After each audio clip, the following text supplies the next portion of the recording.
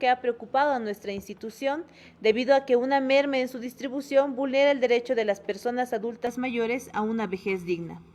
Según datos de nuestra investigación, en 2019, 19 municipios no compraron el Carmelo, es decir, el 5.6%, mientras que en 2020, de enero a agosto, no lo hicieron 122 municipios, llegando al 35.9%, lo que muestra que el porcentaje de alcaldías que dejó de adquirir el suplemento subió en un 30%. La cantidad de municipios que no efectuaron la compra en 2020 tiene la siguiente proporción en cada departamento: Beni en el 89.4%, Chuquisaca en el 51.7%, Cochabamba en el 46.8%, La Paz en el 22.9%, Oruro en el 8.5%, Pando en el 6.6%, Potosí en el 42.5%, Santa Cruz en el 35.7% y Tarija en el 72.7% de la población. 14 municipios o el 4.12% de estos no realizaron ninguna compra ni en el 2019 ni en el 2020.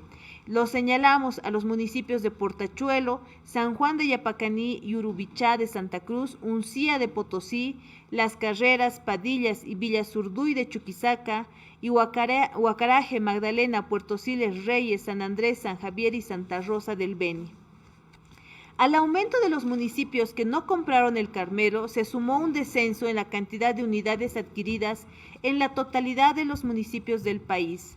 En 2019 se adquirieron 2.380 unidades para una población de 914.644 personas adultas mayores no rentistas, y en 2020, de enero a julio, se compraron apenas 661.051 unidades para 878.009 personas adultas mayores no rentistas. Adicional a esta merma, ambas cantidades son insuficientes para esta población que requiere de micronutrientes, calcio, hierro, yodo, complejo B, vitamina D, omega 3 y colágeno, porque la guía de procedimientos para la entrega de este producto indica que se debería otorgar una unidad cada 30 días. También se suma el hecho de que en 2020, de enero a julio, la Caja Nacional de Salud no realizó la adquisición de ese producto para sus asegurados rentistas, pese a que esta población es una de las más afectadas durante la pandemia por COVID-19. Con relación a la entrega del complemento nutricional a todas las personas adultas mayores no rentistas a nivel nacional, de enero a julio de 2019, los beneficiarios fueron 1.232.589 personas, en tanto que de enero a julio del 2020 fueron 857.900 personas. Eso equivale al 70% en el acceso a este beneficio durante esta gestión. La Defensoría del Pueblo manifiesta su alta preocupación por la situación de vulnerabilidad en la que se encuentran las personas adultas mayores y exhortamos al Estado en sus diferentes niveles e instituciones a asegurar todas las medidas necesarias a su alcance para garantizar la dotación del Carmelo mediante los gobiernos autónomos municipales y la seguridad social a corto plazo. Más aún en esta pandemia por COVID-19 que atraviesa el país y que afecta indudablemente con mayor medida a la población de personas adultas mayores. Este es el informe defensorial que ya ha sido notificado a las instancias competentes del Estado a fin de que se puedan generar medidas correctivas para la gestión 2021. También debemos señalar con mucha preocupación que solo el hecho de las subnacionales de la presente gestión y el cambio de autoridades en los municipios está nuevamente ralentando, está generando obstáculos para que las personas adultas mayores puedan acceder al beneficio del Carmelo y que incluso las instituciones estatales puedan ajustarse y puedan cumplir las recomendaciones, recordatorios insertos en el presente informe defensorial. Gracias. ¿Tienen alguna pregunta sobre la presentación de este informe? Adelante, por favor. ¿Usted puede conocer también el tema de los recursos con los que tienen que adquirir estos ¿Dónde están destinando estos municipios? ¿Qué es lo que están haciendo? ¿O deberían presentar su informe, porque ya se tiene establecido en qué porcentaje va para esta municipio, por favor. De forma generalizada, el área social o el área que está destinada a poblaciones en situación de vulnerabilidad ha sido descuidada por los municipios. Muchos de los recursos que estaban destinados a diferentes poblaciones, entre ellas las personas adultas mayores, a título de COVID-19 o a título de pandemia, las han destinado para otras actividades que por lo menos no existen rendiciones públicas de cuentas transparentes o claras que puedan justificar. En el caso del suplemento Carmelo hay que ser claros, esto más bien es parte de lo que debería servirnos para prevenir y atender la COVID-19 porque genera defensas en las personas adultas mayores, que justamente es uno de los grupos poblacionales más afectados por la pandemia. ¿En cuántos municipios ha detectado este desvío o es malversación? No sabemos si es un desvío o es una malversación, pero sí es un incumplimiento de deberes respecto a la compra del complemento nutricional Carmelo en nuestro país. De acuerdo a los datos de la investigación, en 2019 son 19 municipios los que no habrían comprado el Carmelo y en 2020, entre enero a agosto, que es el corte de la investigación, no lo habrían hecho 122 municipios a nivel nacional. Defensora de nuestros técnicos, ¿cómo ha visto el hecho de que existen largas filas para las personas adultas mayores que pretenden recibir la vacuna?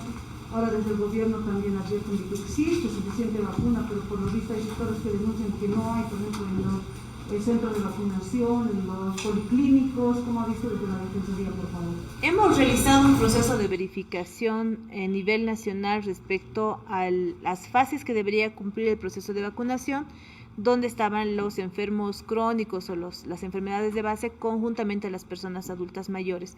¿Qué es lo que se ha identificado y se ha solicitado al gobierno de forma oficial que se pueda ajustar? Primero, que la información es muy diversa y es confusa para la población. En algunos casos, los requisitos que establecen de un centro a otro podrían variar y lo hacen. También se ha detectado que no ha habido una suerte de trato preferente o de consideración con la edad de las personas adultas mayores y sí se las somete por trámites burocráticos, no porque no haya la vacuna, sino porque la atención es extremadamente lenta en algunos centros de vacunación. No se informa a las personas adultas mayores la existencia de otros centros donde las filas son mucho menores o donde no va gente directamente. También hemos podido evidenciar de las verificaciones que hemos realizado que los centros de vacunación no están alcanzando el número de vacunaciones que deberían alcanzar. Es decir, las cantidades que se van destinando a estos centros no están siendo culminadas o no están siendo ejecutadas en su totalidad.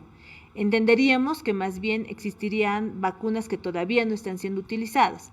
De todas maneras, considerando también las quejas ante una posible inexistencia de vacunas, se ha hecho ya una solicitud por departamento para ver la cantidad de vacunas destinadas, los lugares o los centros donde se encontrarían y al momento la cantidad de ejecución de estas vacunas. Estaríamos esperando la respuesta, pero básicamente una de las problemáticas más fuertes que hemos podido evidenciar es el tema de información, ausencia de información o información confusa dentro del proceso de vacunación.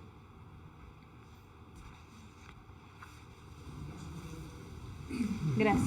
¿Tienen más preguntas? Muchas gracias por su asistencia. Defensora, ¿en qué quedó el tema de la reunión con la DECOCA? ¿Cómo están tratando el tema de la DECOCA, por favor? Bueno, en un ámbito de transparencia, yo les pediría a ustedes como trabajadoras y trabajadores de la prensa que puedan hacer in extenso esta declaración. La Defensoría del Pueblo hace más de un mes ha hecho la convocatoria pública para un proceso de diálogo a fin de dar solución al conflicto de Adecoca, que no inicia hace 30 días, inicia hace más de 3 años. La Defensoría del Pueblo, desde el inicio del conflicto hace más de 3 años, ha podido evidenciar una suerte de una división en el pueblo de los Yungas, una división que lastimosamente somete a las personas que viven en el lugar. Hemos podido registrar amedrentamientos, amenazas, persecución, quema de cocales, afectación a la integridad física, afectación incluso a la vida de las personas, de los diferentes grupos que existen en los Yungas. El día de ayer nos hemos visto sorprendidos por la llegada de uno de los sectores de ADEPCOCA, quienes debemos señalar, y se lo he dicho directamente al señor Yuta. Pese a nuestra convocatoria como Defensoría del Pueblo, no habían asistido antes. Y en el momento en que lo han hecho, han venido con amenazas. Han venido con bolsas de piedras, amenazando a los funcionarios de la Defensoría del Pueblo a que si nosotros nos acercábamos a las ventanas, nos iban a comenzar a lanzar. Hemos evidenciado también que solamente el ingreso de la policía ha generado un proceso de violencia, un momento de violencia muy álgido. Condenamos cualquier uso desproporcional de la fuerza policial, lo hemos hecho siempre y lo vamos a hacer, pero también convocamos a que el ejercicio del derecho a la protesta sea respetuoso del derecho de las demás personas en cuanto a la dignidad, en cuanto a la integridad de las personas. No se puede señalar que se quiere ir a un proceso de diálogo con medidas de violencia de ese tamaño, de ese calibre.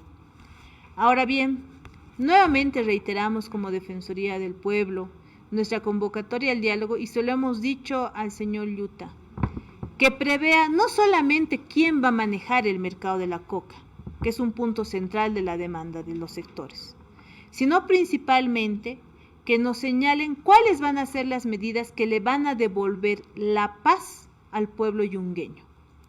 ¿Cuáles van a ser las garantías de no agresión, de cese a la persecución que se da en los yungas ante grupos ganadores o grupos perdidosos? Como Defensoría del Pueblo creemos que es necesaria la intervención estatal, pero también creemos que es fundamental que los conflictos respecto a quién maneja el mercado de la coca no trasciendan a la vida social, a la vida armoniosa que debería tener el pueblo yungueño.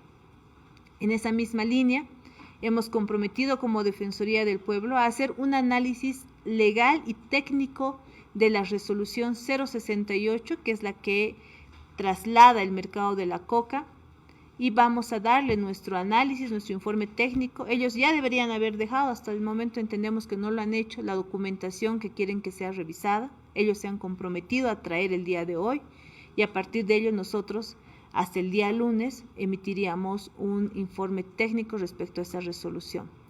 Reitero, una de las solicitudes de la Defensoría del Pueblo al sector del señor Yuta ha sido convivencia pacífica en el pueblo de los yungas, más allá de quién vaya a manejar el mercado de la coca.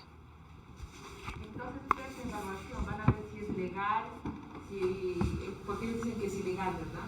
Lo que pasa es que un sector dice que es ilegal, el otro sector dice que es legal. En el momento en que esa resolución puede salir del marco jurídico, pero va a reaccionar la otra población. En tanto se mantenga esa resolución, reacciona la otra población. Nosotros les hemos pedido a ambos sectores deposición de actitudes intransigentes o de actitudes extremas. Aquí las dirigencias tienen que pensar también en su pueblo a quienes se deben. Entendemos que hay intereses y hay un interés especial respecto al manejo del mercado de la coca, pero eso ya nos está llevando a una afectación al tejido social muy fuerte. Hemos evidenciado como Defensoría del Pueblo que esta división de sectores está llegando incluso a la población en cuanto a sus costumbres, en cuanto incluso a peleas en los mismos colegios entre los hijos de uno y los hijos de otros. Como Defensoría no comprendemos cómo se puede convivir de esa forma, tomando en cuenta que de las poblaciones, las nuevas generaciones incluso están siendo ya víctimas de estos hechos de violencia.